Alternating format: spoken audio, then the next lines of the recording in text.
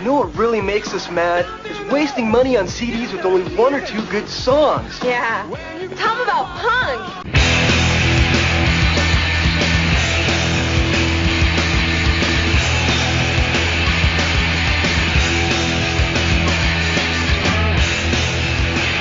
What's up, posers? Welcome to punklottopod. I'm your co-host, Justin Hensley, and Dylan's not here right now, so joining me and his replacement, we have good friend Cory. Cory, welcome back to the show. Thank you for having me while Dylan has a cyst removed. A benign cyst. But it's massive. It's on his butt. It's really getting in the way of day-to-day life. He's just knocking things over with it. Thanks for installing me as permanent co-host. Yes. And, making me your new brother, and I think I get to move to California now. Yep. You get to be a barista in a restaurant. Yeah, a whole new life for me. Thanks for the opportunity. I like that every time you come on, you take on more of the, like, last time I think you said you were going to be like for being Dylan's eventual replacement as co-host, permanent co-host, and now you're just like, it's your job now. I probably do more work than him. With Dylan, it's a matter of time before he's just like, I don't want to do this anymore. We can say this because he'll never listen. He'll never listen. I'm waiting in the wings. Yeah. In all honesty, though, Dylan is his band is recording this week, so that is very exciting. So he wasn't able to record the podcast around my work schedule because I'm working this awful shift that like takes up the middle of the entire day, or I go to work at 3 and I work till 11, so like that's prime recording time periods, and basically today and tomorrow are the only days I had to record this week. So yeah, and I had a little bit of time in my schedule, so I'm glad make it happen. I definitely was like, who do I know that doesn't have a job in the middle of the day? I mean, I do. I'm technically committing time theft right now. I do have a job in the middle of the day. It's just I have no one to check on me. And that's why we don't say what you do for a living. There we go. But yeah, when I'm telling everyone that Dylan's recording now so that you can all pressure him into putting out his actual music instead of, well, I guess if he's paying money to record it, he better put it out. But very few people who that listen to this show have heard what Dylan's music sounds like. So we need to make sure everyone gets to hear it when it's ready. Look out for the new Kings of Leon record coming soon. Oh, man. Yeah, so let's do the plugs. Let's get those out of the way. Follow us on all social media, Instagram, Twitter, and Facebook, or at least as long as Twitter still exists as a usable website, because that thing gets worse every day. Then you could hit us up at our email, punklottopod@gmail.com, and our voicemail line, 202-688-PUNK. And if you head on over to our Patreon for $1, you get access to all of our weekly bonus audio. Last week, we just did an I'm Listening, where Dylan and I talked about the albums that we listened to over the last month or so. And I think this week's Patreon bonus audio is just going to be me solo. I'm thinking about doing another Comps That Made Us, so be on the lookout for that. And as a member of the Patreon, you get access to our Discord, which you, good friend Cory, are also in that said Discord. You can come and see all of my hot takes. And I will try and agitate you. And call you a pedant. And you can pay for that experience. Yeah, it's a fun group in there, though. I like what we've got going on. So think that. Oh yeah, get that patreon.com/punklottopod. I think that's all the plugs. So let's get into the show. So when I asked you to co-host with me, you just told me what album you wanted to talk about. No, I played the game. I played the game correctly. Yeah, the old I assign a year and the guest chooses an album. You're just like, let's talk about this one. And I was like, okay. I told you I didn't remember how to play the game, so I just picked an album I'd been thinking about lately. You picked an album that you were thinking about, but also like it's kind of an it's like a delayed anniversary album, and there's some stuff kind of going on around this album, so it's actually perfect to talk about for a 2023 episode. So we'll get into the actual album. The album you did select came out in 2003. So let's take a look at some other stuff that came out that year. Immediately, you were pointing out before we recorded that like there's no punk on this website that we use to talk about years from.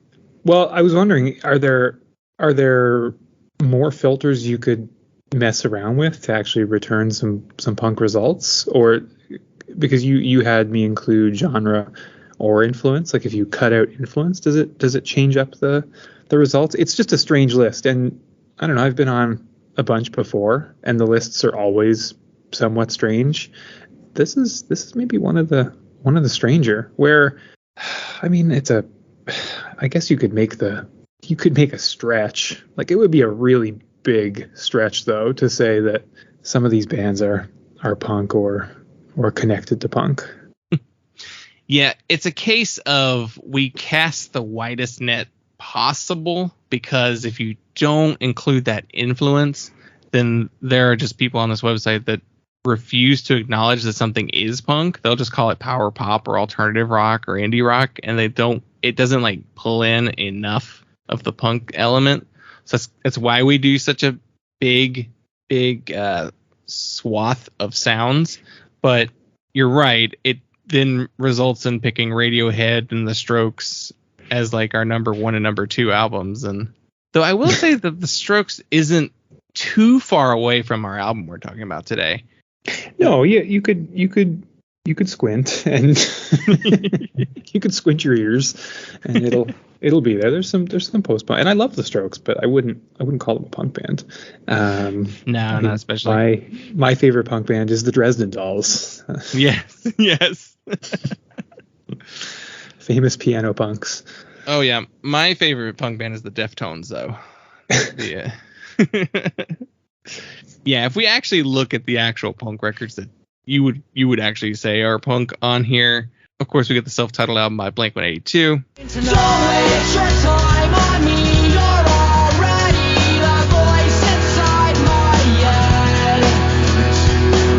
Band that I don't care about at all.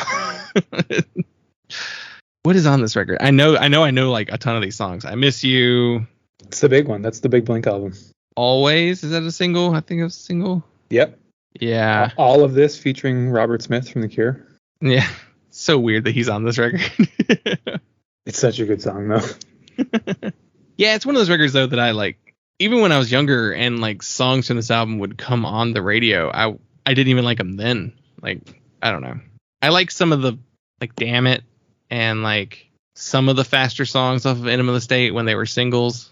But this is one I feel like there were a ton of like the slower songs that were released as singles. You're just not mature enough to get it yet. Yeah.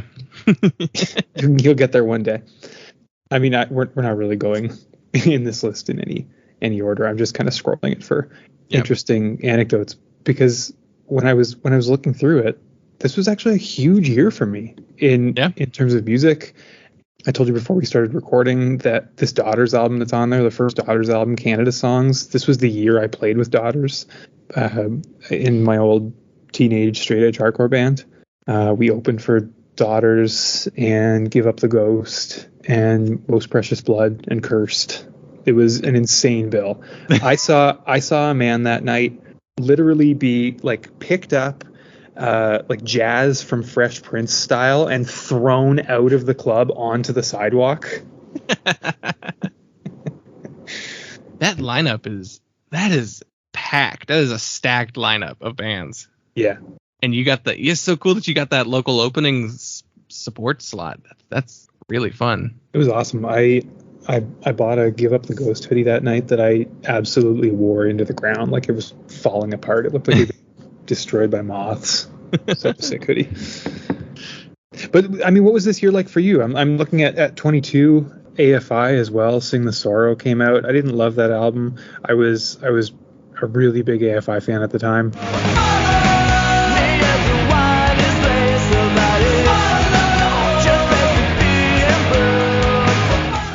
I loved The Art of Drowning, and I loved their earlier stuff. They kind of started to fall off with Sing the Sorrow for me, but I do remember at this point in time there was one night in Ottawa where AFI was playing and QNIU was playing at the same time, and I loved both those bands so much.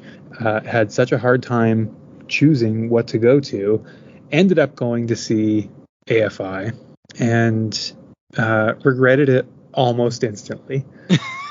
Still regret it to this day. I did eventually see QNIU maybe a year and a half later, but wished I had gone to see them on that particular tour.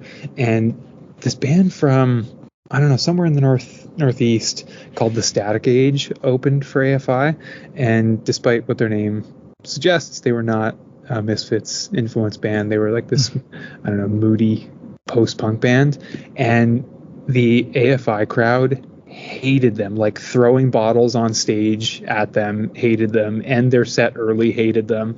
And I felt so bad. I was a very like sensitive 18-year-old. I felt so bad that I don't know, found a pen and paper somewhere and just scrawled a little note that was like, "I'm sorry for how Ottawa treated you tonight. I hope you come back sometime," and just like handed it to their merch person and was like, "Give this to the band." They'll appreciate this. Yeah. They need to know someone out there cares. And I bought their EP, which was not very good. Still no need to be rude. No, you don't need to throw things at opening bands. Let's see. In 2003, I wasn't going to see cool bands. Actually, 2003, I wasn't seeing any bands. But I was still listening to... This was my exiting nu metal and entering like more punk and hardcore era.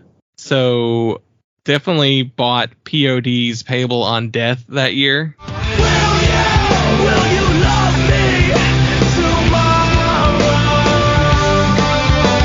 tomorrow? Man, I bought that in 2003 and hated it in 2003. And I was a massive fan of Satellite, the album that came out before. And I was like, what is this? Because it sounded terrible. But this is also the year that I bought my first Static X CD, Shadow Zone, which I still argue is their best record. You're trying to take me, you're trying to make me, this is the only, give me the only thing. And it's not an argument anyone needs to make. A lot of people say Wisconsin Death Trip, but no, I'm not as into that one. Nobody says that. There's nobody but you talking about Static X. Just in a room alone, just talking into the walls. I found the Static Age on Discogs. They were from Burlington, Vermont, and they had a split with Slingshot Dakota. Oh, in 2012. Like they're actually, they seem to still be a band unless they're just doing some reissues. But they have a release from 2022. It looks like it's a split cassette with the Von Tramps. I don't know who they are. I remember the name the Von Tramps from like being on late night talk shows, like the musical guest on those, like a Conan O'Brien thing, which Conan always had pretty cool bands usually. Yeah, and then they put out a split with Love Equals Death in 2020. So they're still a band. I hope it was my note that kept them going. That like, yeah, somewhere out there, someone will not throw bottles at us. That gentle-hearted boy in Canada sent us a note, and we decided to keep going for him. We hope he's a fan still. I haven't listened to you since 2003. This would be the year that I also shifted into like metalcore stuff, so I definitely had a copy of As I Lay Dying's Frail Words Collapse. We had Beloved's Failure On. I'm trying to think of other... There's stuff I would get into later that it would be massively important to me, but I was also still buying the Evanescence CD in 2003. Right. Still deep in nu metal. Yeah. That's okay. I'm trying to think how old I would have been in 2003. 14 or 15 maybe then? Yeah, that's about the age where you're like, I want to listen to something other than what's on the radio. Yeah, and I mean you're still curating your tastes at that time. Yeah. I mean, yeah. I think also if you give up on like trying to find new music too young, then you just become this weirdo who's like stuck in their youth. Yeah. I mean, so I would have probably started buying records a little bit before this, but this would have been when I really started looking starting to build my collection. I'm just looking at the stuff I was into at that point. Big into Strike Anywhere. They released Exit English that year. Love that album.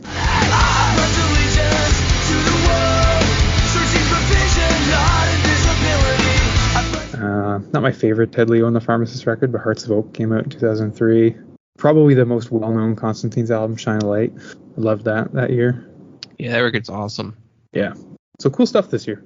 Yeah, there's a lot of really cool stuff. And then this weird reggae music chart, which my album for today is on. Yeah, it is. It is very much prominent here. Not that far down. Yeah, and I think that kind of gets to what this band could have been. So let's go ahead and shift gears and actually talk about the record. So yeah. So I didn't assign you a year. You just selected Guitar Romantics by the Exploding Hearts.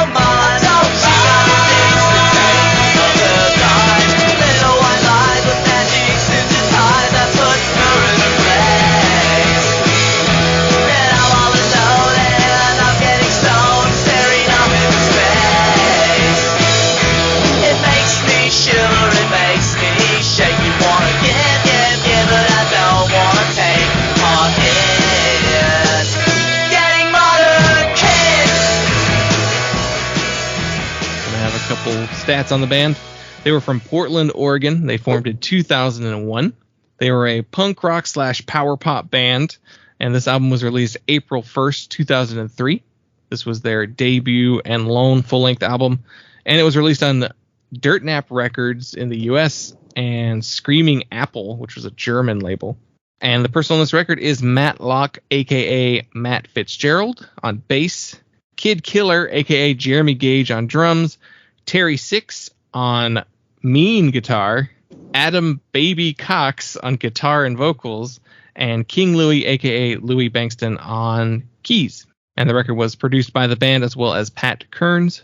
And right after the record was recorded, Louie had left the band because they wanted to continue as just a 4-piece. So did you read much about King Louie and his reason for wanting to leave the band? I saw an article, but go ahead. What did you read? Well, he had talked about it in the intervening years, and I don't know, this strikes me as being very similar to a lot of the conversations that like my friends and I would have been having in 2003 about, not necessarily like, I'm not saying this is what King Louie said, but like my friends and I would be having discussions about bands who sell out. Like the conversation of selling out seemed really, really important back in 2003. Yeah. And so while King Louie didn't accuse the band of being sellouts or say anything about being sellouts, I've read in interviews where he's talked about his reasons for leaving the band is because they wanted to take it more seriously. He wanted to be the kind of person who played in a bunch of different bands, but like, you know, didn't spend all of his time trying to make it a career, wanting to just like work normal jobs and be in bands on the side. And he saw the direction that the Hearts were going and chose to leave the band at that point. Also, really quickly, if I can just be gently pedantic, you said that the album was called Guitar Romantics. It's just Guitar Romantic. Oh. You know, I was questioning it as I was saying it too. My brain was like, something's not right about how that's written down, and I couldn't remember.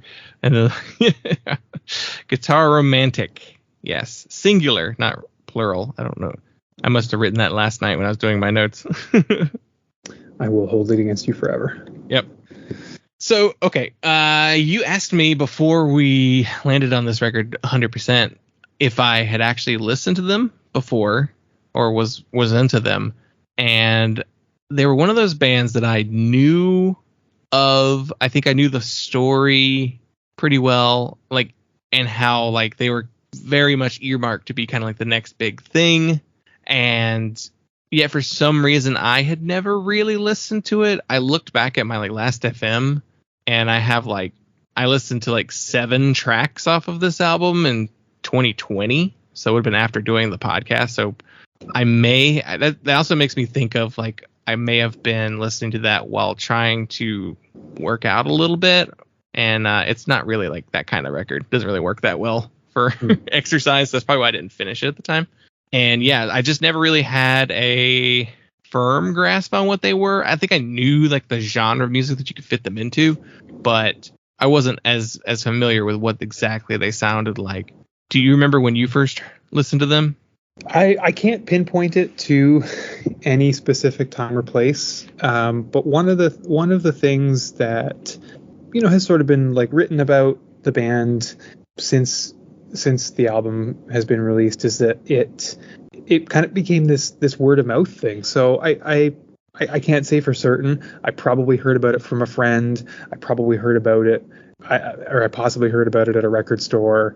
It would have been through word of mouth. At the time, I was also, we could talk about the label a little bit later, but I was pretty into some of the earlier releases on DirtNap. Just kind of looking at some of their early releases. I didn't love this band, but the Briefs, I had friends who were really into the Briefs, the Spits. I liked that Epoxy's EP. I really liked. Just looking at the releases here. I didn't know that Selby Tigers 7-inch, but I did like Selby Tigers.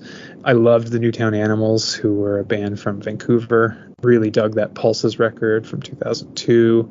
And then this comes out in 2003. So I probably would have heard it around that time. Oh yeah, Dirt Bike Annie, a Mikey Erg band, was out on DirtNap. So just, a cool label with like a lot of, especially looking back at their early days, like a lot of bands that went on to either be members of other bands or, just an interesting history there. So no, I can't say for certain where I first heard it, but it probably would have been word of mouth or, just kind of discovering it organically at the time. Yes. I'm trying to remember the first time I even became aware of them, and I feel like it was in like a magazine or something like that. I probably read about them in like alternative press, or I don't know. I'm not exactly sure where I would have seen it, but it definitely would have been more in print first, because that album cover is very striking. Like it's these pinks and yellows and blacks, and like it.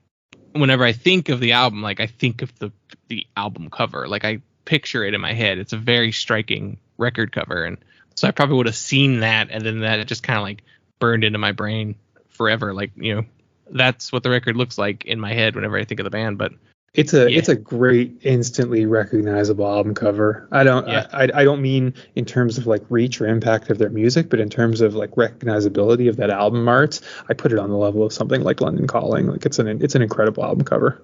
Yeah, it's one of those ones that you can see from a distance and be like, whoa, there's an Exploding Hearts record right there. Like it's not very singular album cover that like I was trying to. There is maybe another record that exists that uses a very similar color scheme and like photo, but like I can't even think of who that is even exactly. This is the one I think of.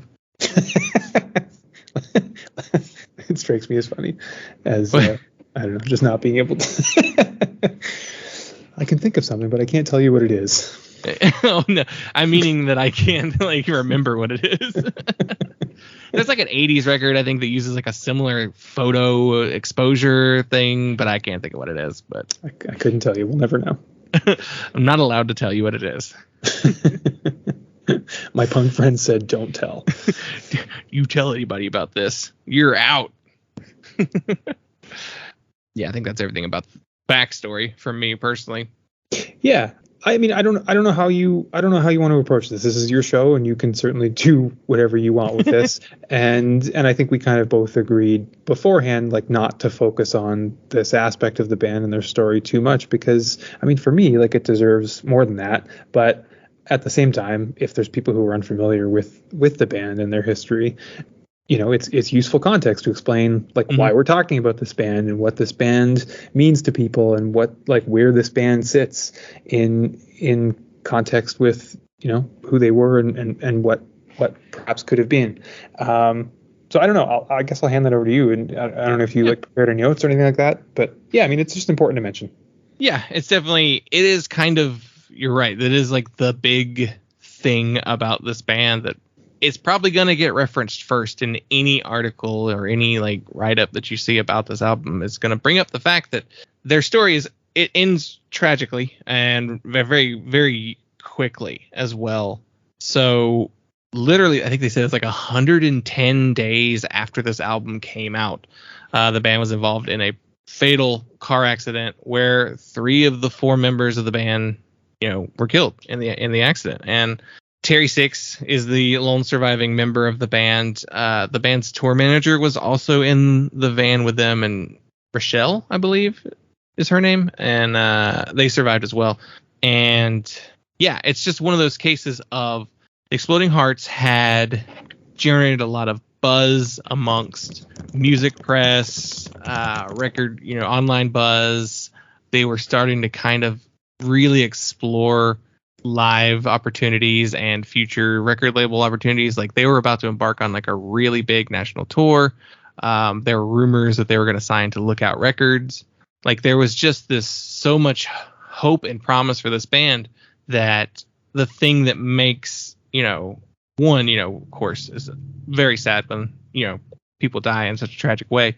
But even then, they became kind of this what if band, like this band where like, wow, well, what would they have done, if the worst thing to possibly happen to them hadn't happened. So there was an expectation on them that they were about to blow up, because part of that expectation, I think, came from the style of music they were playing and what was going on in the wider music scene as far as like what music press was talking about and what was getting attention on like late night television and stuff like that. So this is the garage rock sort of revival era. The Strokes had put out a record a couple years earlier that blew up, and then like with them there also became this like wave of like garage rock style bands. Like the White Stripes this is the year the Seven Nation Army came out, because Elephant, that was the record of that year. Mm-hmm.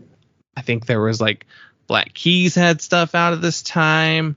There were even like the more like the dingier, like grungier side of garage rock, like the Dirt Bombs had a record out this year. So garage rock was having a big moment, and a lot of the Exploding Hearts sound is, I'd say it's equally garage rock, equally power pop, and like UK 77 like style punk music. So like they were tapping into what was going on in the zeitgeist, and they were primed to kind of like potentially take the world by storm, based on their sound and hype. Yeah, and for me, that kind of like imagining what if is really hard and almost kind of futile, because it's an unanswerable question. Mm-hmm. And so, in sort of getting that out of the way and just making sure that we're like setting context and acknowledging that, the album exists in this trajectory of what is ultimately like a tragic moment in time. But the question for me that's more interesting is like, how do you think about this band and how do you think about this album beyond tragedy? And so, if it is on some level a tragedy, and it certainly is, it's, I don't know, for me, I think like a reminder that life isn't guaranteed. Like that's kind of, I don't know, for me, at least for now, that's kind of the limit. That's kind of like the limits of where I want to think about it as an album shrouded in death. And for me, like maybe there doesn't actually need to be a lesson in that. Like maybe it's okay that it just exists as a document of a cool band doing cool things, offering something new and interesting, and then not being there anymore. And that's just something that happens.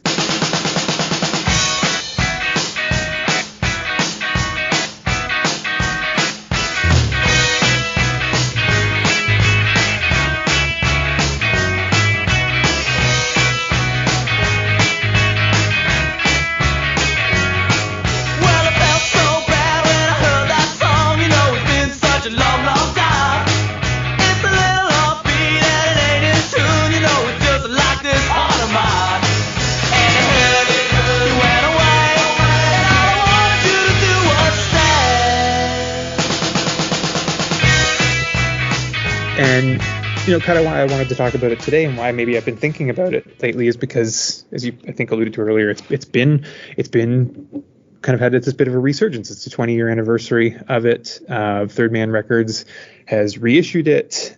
Terry Six is doing some shows where he's going to be playing the full album. Those shows sold out immediately. I can't remember how many dates there were, maybe 4 or 5. There may have been more added since, but we can look that up later, and maybe Tech was on. You're not getting in anyway. They're sold out. Yeah. But so, he's been doing a lot of interviews about the band, about the album, and I just want to just read this thing he wrote or said in an interview. I really like this, and I'm glad that he's able to think about his own experiences through this lens, because I'm sure that he's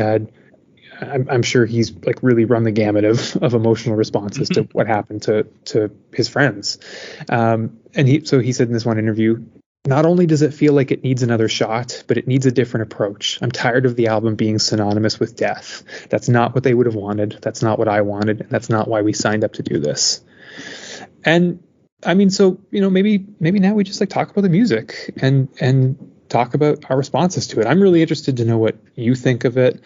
Like, bizarrely and selfishly, like I'm curious to know what you think of me listening to this. Like I don't know why, but I don't know why, but I was just wondering, like, I wonder what Justin thinks of what I think of this record. Like, were you surprised that I chose this album? We don't necessarily have to go down that line of question. But when I think about my own experiences with the record, and especially the sound of the band, it's not necessarily something that, like, and I don't want to be reductive. I don't think it's only a power pop album, and that's why probably I like it so much. I'm not a fan of power pop. I don't listen to the genre at all. I don't really like the genre. I think there are bands that I like that are influenced by power pop, but if you go back to those like purely power pop bands, I mean, I could barely even name you any power pop bands, because it's just not something I've ever been interested in investigating. It's not a sound that appeals to me. Yeah, that's the I guess like the big ones that you would call power pop that probably are kind of instrumental for that sound would be like your Nicolos, your Elvis Costellos, and your like Cheap Tricks. Those are probably like the most famous like purely power pop bands that I think you would name. Yeah, and I don't like any of that. I like a little Nicolo. Like, that's kind of the extent of it as far as like the original type. Like, I genuinely despise Cheap Trick. There's something about their melodies that grates. It's like this, like, it's like a saccharine-y sweet thing that I just repels me. Like, if you've ever had something that tastes too sweet that you're like, oh god, that's too much, can't handle that. That's how Cheap Trick feels to me. Yeah, I don't know. There's something. I don't want to trash Cheap Trick too much. I also don't really care for Cheap Trick, and would not willingly listen to Cheap Trick. But what the Exploding Hearts do really well, I think, is draw on what are, maybe like historically, if you go back to old interviews, they would say, yeah, we're big fans of Elvis Costello. Yeah, we're big fans of Nick Lowe. We're big fans of Cheap Trick. But also we love the Ramones, and also we love the Buzzcocks, and also we love indie pop. And so they're pulling in different, and also we love like gritty punk. And yeah, so they're pulling from different areas to, I think, if you spend enough time with it and have enough time to kind of get below the surface, you have like a really interesting dynamic album that also I would be curious to hear it if it were sequenced differently, because I think the sequencing of the album is absolutely perfect in a way that there are songs on the album that if I were to just hear them on their own, I wouldn't like the songs. Like the back half of the album is comparatively weak, but when you listen to it front to back, it flows in such thoughtful way that all of the songs make sense together. And it's a short album. You can do that. It's 28 minutes long, 31 minutes long. It's 28 minutes long. It's a nice little short record. And even like there's the expanded version, the remastered expanded version that's on Spotify now, and it's only 33 minutes. Like they only added like 3 new tracks, and one of them I think is just like an alternate cut or alternate version of an album track. it's the King Louis mix of I'm a Pretender, which I read an interview with Terry Six where he said all we did was boost King Louis's keys because they were buried in the mix in the original version. So everything else about the song is the same. They just boosted his keys. And we should say also that King Louis died last year, and by all accounts, King Louis was a character unto himself, and he and Terry reunited as Terry and Louis in the mid 2000s, mid to late 2000s, or aughts perhaps. And so I don't know, the whole legacy of the band is a little bit complicated, I suppose. But in another interview I read, Terry said that he did that to honor Louis' contributions to the band, because he's often a forgotten part of the story. Yeah. I guess I'll start with like kind of my thoughts on the record. I want to know what you thought of it. I want to know what you think. I mean, again, as I said, like I do think it's an album that you need to spend time with to kind of pick apart the intricacies. And I know that by nature your show doesn't give you a lot of time to spend with albums, and it doesn't necessarily give you the same experience of like, I heard this album 20 years ago. Like I've had 20 years to live with it in a way that you haven't. And so, but I don't know. I want to know what you thought of it. I want to know what your first impressions are, and if you had a chance to do some more research on it and how that maybe shifted your thinking about it. So I'd always had them kind of more slotted into like the garage rock, like the, I don't know, a little dingier, little more American style of like garage rock, like a lot of those like leather jacket bands from the US that like started in the 2000s and continued, not Ramones chorus so much, but like that kind of scuzzy, punked out garage rock that existed at that time. Well, and if you look at the stuff that was out on Dirt Nap at the time, the Briefs, I don't think the riffs were on Dirt Nap, but they were another Portland band as well. Portland or Seattle, I don't know, Pacific Northwest. Yeah, like that's the kind of scuzzy, I think that's the kind of like scuzzy garage influence punk that you're talking about. And as I said, like those aren't bands that I really liked, but the Exploding Hearts offered something different. So like same scene, friends with each other, but like different approach. Yeah, and one of the first things you asked me was if I liked the Buzzcocks, and I was like, yeah, that band's great. Like I love a lot of all the 70s material. Like I've not really dug any of the later stuff, but 70s stuff is classic for a reason. And I was like, well, that's interesting, because my brain doesn't have them categorized as that. Like I think you pick up more on the power poppy elements, whereas I was picking on the garagey elements. And the first thing when I listened to it, I was like, oh, there's just this super strong, just UK punk 77, Buzzcocks, The Clash. I was trying to think of another one, like The Jam, like that very specific style of music that only existed in the UK for that, couple years. And so like that was the first thing I was like, well, this is massively inspired by that, especially with the opening track, Modern Kicks. Like definitely homage to the Buzzcocks. You wouldn't, and like the Undertones, they were the other like really big band that was always brought up. Yeah. And Teenage Kicks is their big song. Yeah. So like I was like, okay, that's interesting. And then like as I kept going with the record, I was picking up more and more different styles with their songs, and like I was also getting a bit of the British Invasion, like Rolling Stones, Animals, like that type of 60s rock element is felt in there. There's like I hear some more like power poppy stuff. Like there's the song towards the end with like the 12-string guitar that gives me Big Star vibes, or the Birds kind of feelings. I think you're talking about Jailbird, the one with the sniffing noises at the end of the song. Song about like sniffing glue too, like lyrics. Yeah. That's what the lyrics are. I love that song. I actually I couldn't in my research I couldn't actually track this down, but I was trying to find the first instance of the lighter flick and the weed inhale on a rap album. But I couldn't find it. I just wanted to see like where the glue sniffing noises exist alongside the lighter flick. Isn't there like a bong hit in here too on the record? I think it sounds like there's one of those in there too. Maybe the water, like the noise. Yeah, it makes you think these guys might have liked some drugs. They had some fun together. They were young. They were 20 through like 23. Like they were the oldest members. So like I'm sure they were having a good time at those shows. Well, and sort of part of the origin story and how King Louie came to be in the band is because he saw Adam. Apparently, this is what I'm piecing together from interviews, but he had I think seen Adam across the street and had been a fan of Adam's other band, the Spider Babies, and like called out to him across the street, and then Adam got in touch with Terry and was like, "Hey, I met this guy. He's going to join our band. We've been day drinking all day."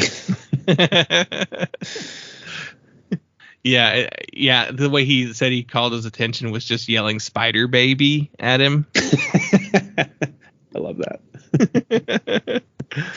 I'm gonna go yell Kings of Leon at Dylan. So like listening to it, I was just like, oh, okay, these guys were influenced by a lot of different things, and for being so young, they know how to write a song. Like these songs are immensely catchy and hook you right away. Like I put it on and I was like, this first song is great. And then it just kind of kept going like throughout the whole record. So like I was kind of annoyed with myself for waiting so long to listen to this album because I really like the whole record. Like front to back, I think it's a great record. I think there's maybe like a dip towards the tail end of the record, but it's not like a massive like dip in quality. It's just like these songs aren't as strong as the first half of the record. Yeah. And I mean, you talk about Modern Kicks just being like an incredible opener and then immediately going right into I'm a Pretender.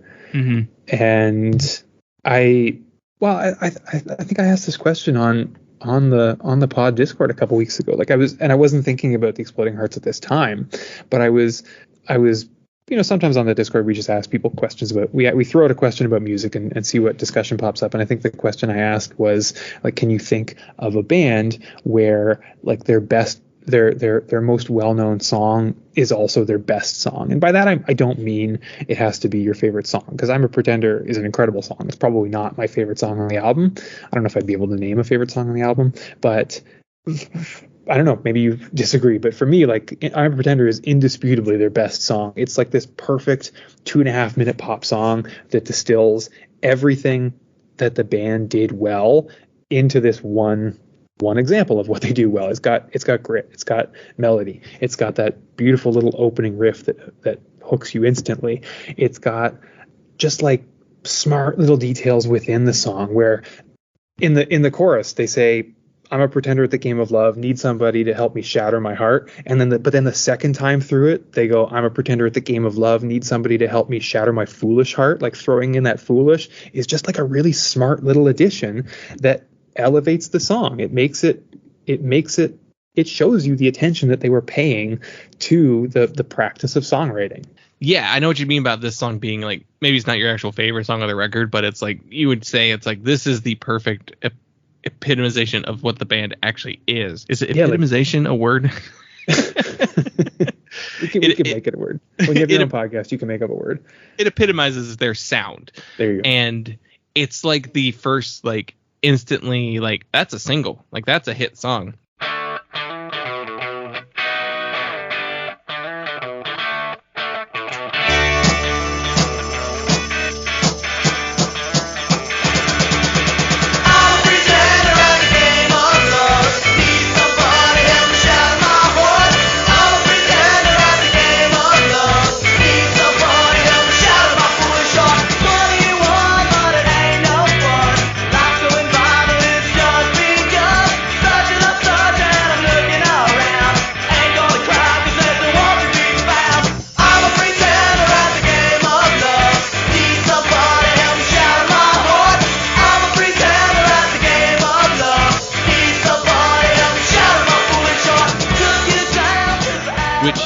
There's a funny anecdote about that because Louis had written this song for a previous band, and that band was recording with Alex Chilton of Big Star fame.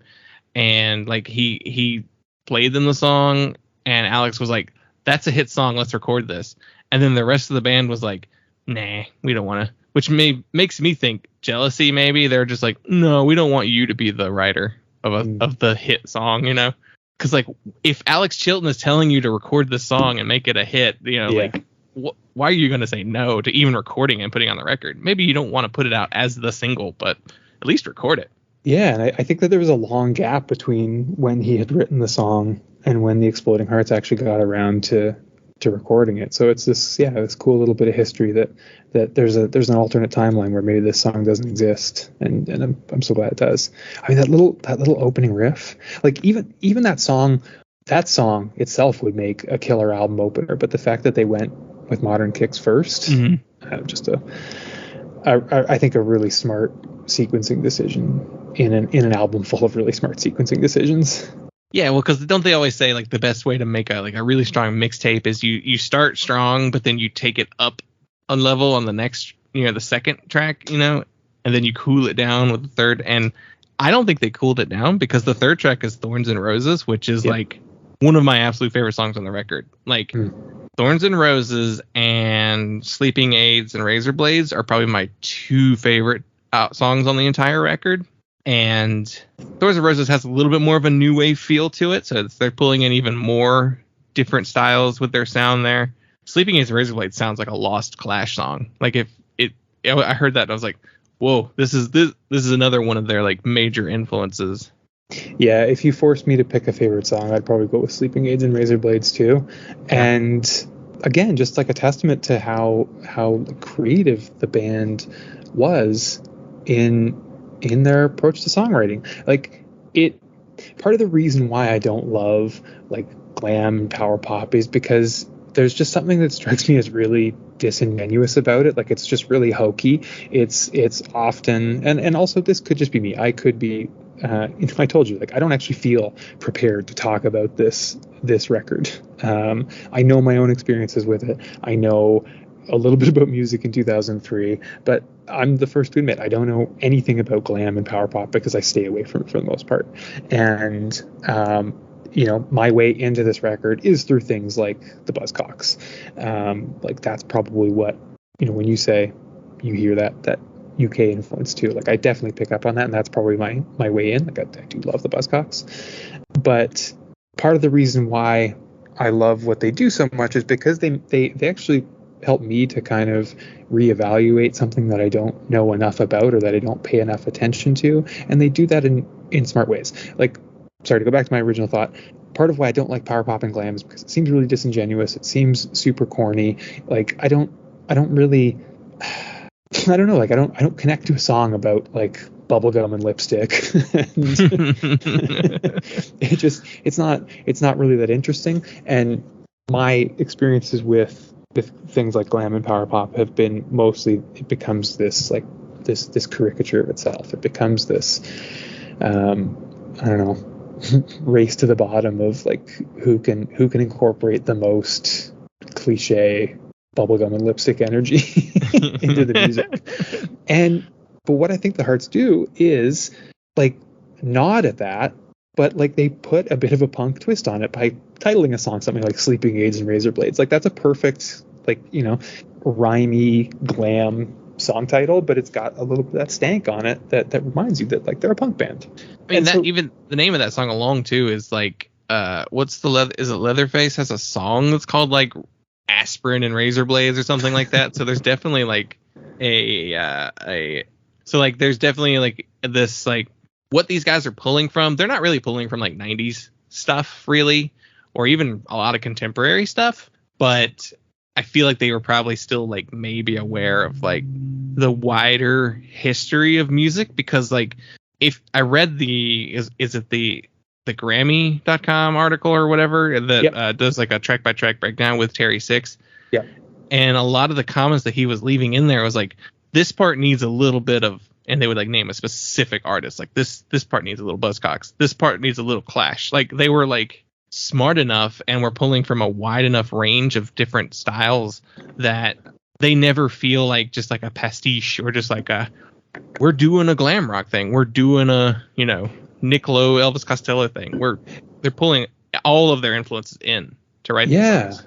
And even when they get really on the nose with it, like toward the end of the album, I think the third last track, Boulevard Trash, is like this super New York Dollsy style, like piano banging intro, like Yeah. pure rock and roll song, but they like infused their again kind of like degenerate punk humor into it. I don't know if you picked up on this, but like the album is actually quite funny, and I don't mean funny in like a comedy way, but like they're kind of winking at themselves being kind of like, I don't know, like trashy 20-year-olds.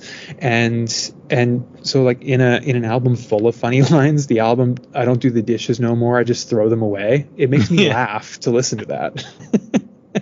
And so it's in this like song that on its face is not something I would want to listen to. I don't like the New York Dolls. I don't want to listen to a song that sounds like a rip of the New York Dolls. And in 2003, there were a ton of bands that were trying to ape the New York Dolls, and I wasn't interested in any of them. But there's something about the humor to the Exploding Hearts. There's something about that infusion of like influences beyond the immediate connection that you can make. I can place that song along a lineage of other songs that are influenced by the Exploding Hearts, but I can also recognize that there were other influences that went into the creation of that song. I don't know, just really, really brilliant pop songwriting. Yeah, and like that shows like they just had this immense like talent, like because every song has a hook, every song has like something memorable about it. Typically the choruses are memorable on just about every single one of these songs. And like I said, like the weakest tracks I think are like, it's where you put your weakest tracks. You put your weakest tracks at like 7, 8, 9, you know, just kind of like, you know, where everybody's weakest tracks on a record usually are. And even then I'm like, I mean, I liked Throwaway Style and I liked Boulevard Trash because they sounded different from the context of this album. Like they weren't just like, okay, we just put another You're Black and Blue later, you know. They don't have like 4 I'm a Pretenders on the album, you know. And they really like moderate the again, just to go back to this sequencing idea. Like they go back, they really moderate the pace over the album. It's not just a fast song into another fast song. It's just really well paced. Yeah, and even then, like, there's not any like super slow songs either. Like they don't take their, you know, take back. I don't know what word I'm trying to think. They're not like, all right, now here's our slow song on the record. They just kind of maintained a steady kind of like pace for the whole record. Like there's some songs that go faster than others, but like it's not just like, they never get boring. You know, 10 tracks is 10 tracks, and that's a perfect amount of tracks, I think, for an LP. I think you and I have talked before. A sub 30-minute LP is like amazing. It's the best. makes my entire week when a new band comes out with something under 30 minutes. Because to me it's like an economy of time. Like they're definitely just like we make the best with what we have, and we didn't fill up a song with just these unnecessary parts. Like it's literally just like verses and choruses and a bridge and like some cool riffs. Like we don't need to be like, all right, here's our wandering like 7-minute, you know, exploratory song, which, I mean, who knows, maybe they eventually would have got to that point once they ran out of their fast pop songs. But I don't know. I also see, not to play the like what if game, but like I also see them maybe like doing like 2 more records and being done, like that kind of band. Especially with like the punky elements to their, you know, their background. And dirt nap bands don't typically have like really long discographies, and even Lookout, I guess, does have bands with long discographies, but not most of them. You know, it was like a handful of bands that had really long discographies. So yeah, it's just like a nice batch of music that doesn't overstay its welcome at all. Yeah. I want to just I want to share this thing that I found with you last night because it really made me laugh.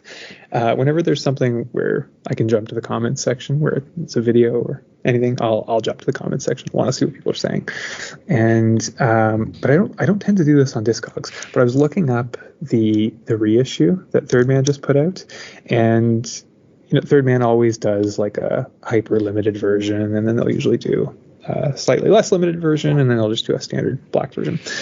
So this is, I'm just going to send you this link. This is the Exploded Heart edition. And also, if you look at the pictures that are on Discogs, I don't really usually care about this kind of stuff, but it actually does look insanely sick, the Exploded Heart version.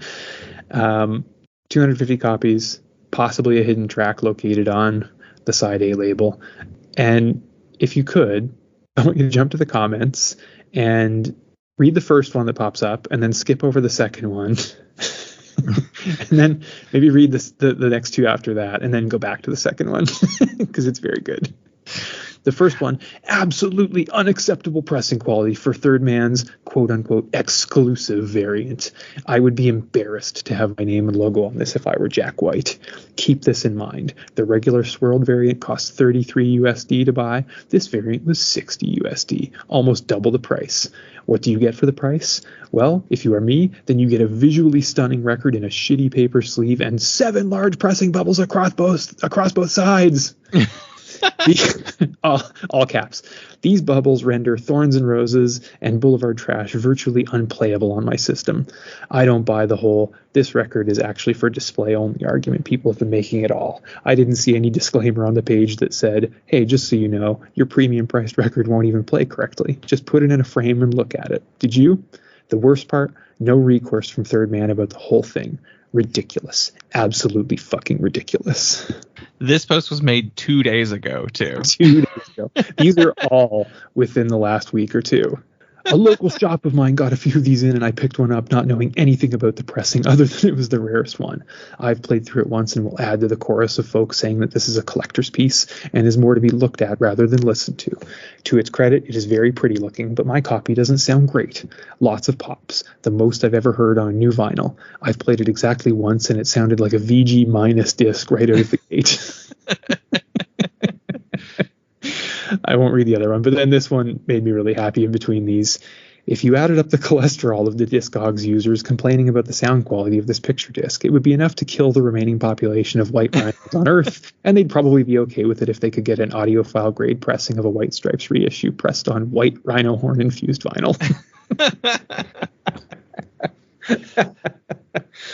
Isn't it like very well common knowledge that picture discs don't sound great? Like that's like that's what they're known for, that amongst the vinyl community. So how are these guys, because they're guys, no one else would complain like this, are so like, oh my, this is the worst. Oh man, it actually looks really cool though. I'm looking at the actual like LP. Yeah, it looks so sick. It doesn't even look like a picture disc though. No, it doesn't. Like I guess it's probably like a clear overlay maybe of some sort.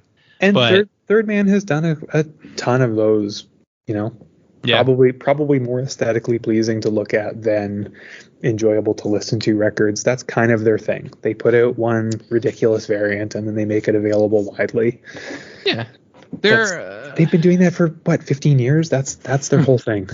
Right. Yeah, like they're famous for their like wacky. They've got that one that was filled with water that leaked all over everybody. Yeah, right.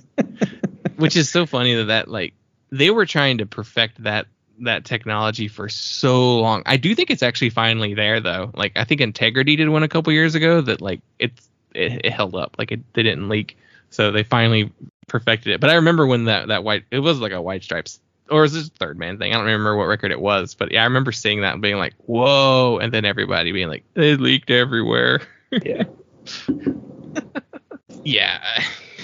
That's so funny. I'm going to be monitoring those comments for the next couple of weeks. Please keep me updated because I want to hear. I'll send you some updates. Oh, new comment just dropped. Comment watch 2023. Yeah.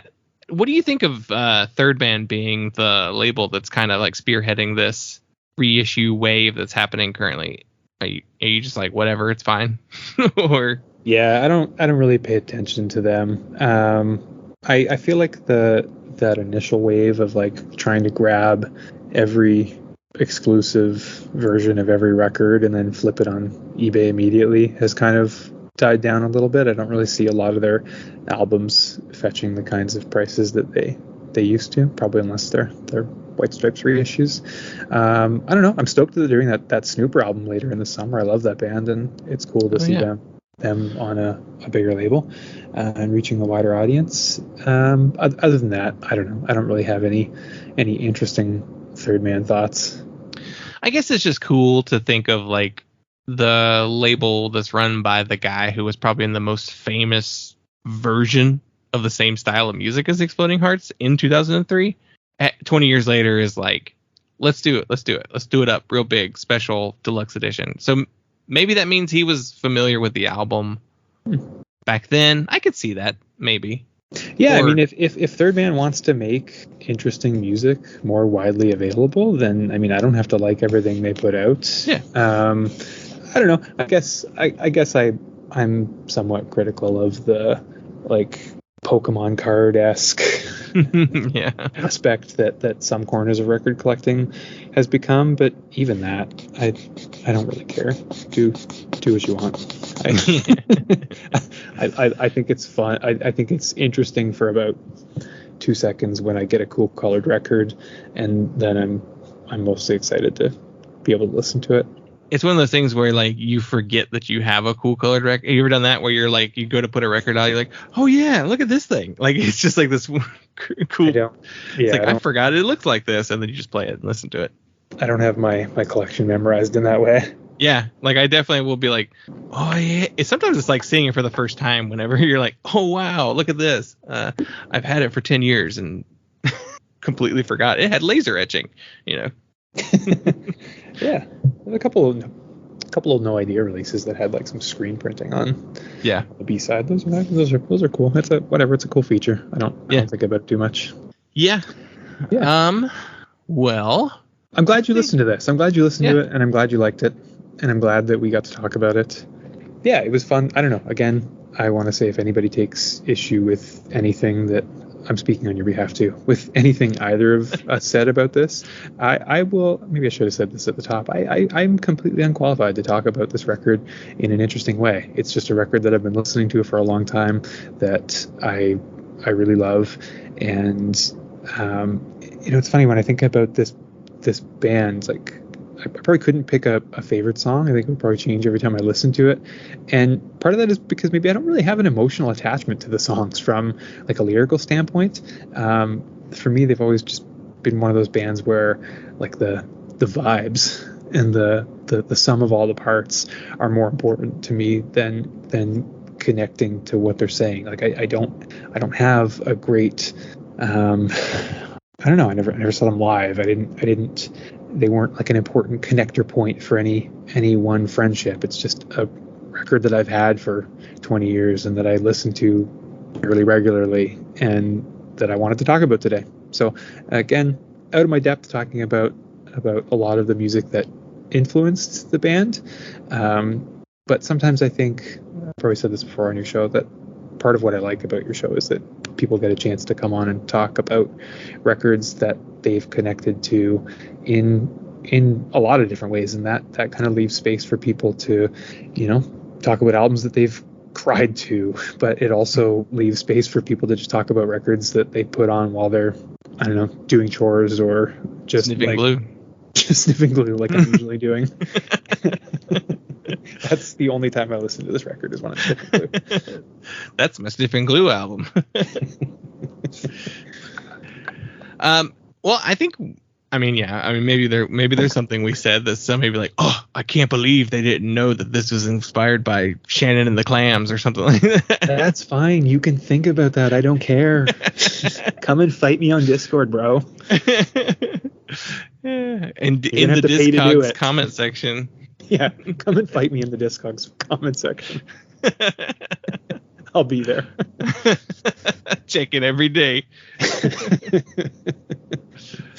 No, I think we covered it pretty well. At least our audience. I don't think our audience is super super like, oh, I can't believe they said that.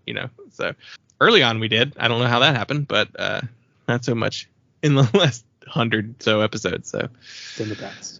Well, thank you for filling in for Dylan while he's off. I'll be back next week. Yeah, yes. Another episode co-hosted by Cory and Justin. See you posers later. All right, everyone. Thank you so much for listening, and we will talk to you next time.